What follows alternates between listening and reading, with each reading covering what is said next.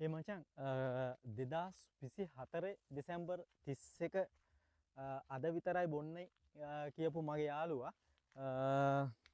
2025 දෙසැම්බර් 31ත් අද විතරයි බොන්නේ කියන කතාවම කිව්වා. ඉතින් උඹලට මොන හරි දෙයක් අර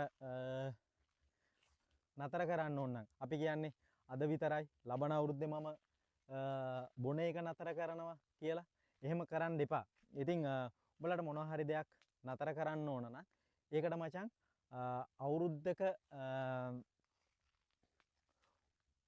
ඒ කියන්නේ අවුරුද්දක ආරම්භයක් වෙන්න ඕනේ. අවුරුද්දක මුලක් වෙන්න ඕනේ. පොය දවසක් වෙන්න ඕනේ. හරිද? ඒකට සුබ වෙලාවක් තියෙන්න ඕනේ. මොනවාම හරි දෙයක් පටන් ගන්නවා නම් උඹට හිතෙනවනේ මේක දැන් මං කරන්න ඕන කියලා. අන්න ඒක තමයි මචං.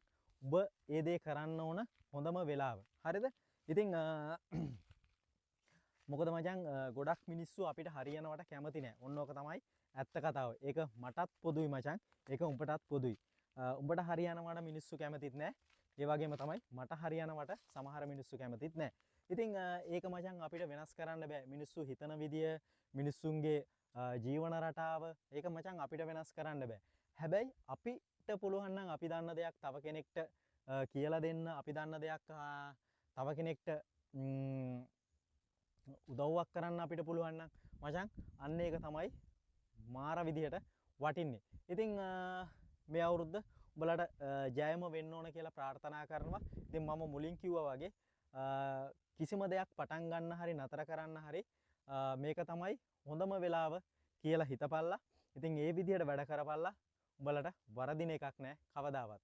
එහෙනම් ගිහිල්ලා එන්න ජය වේවා.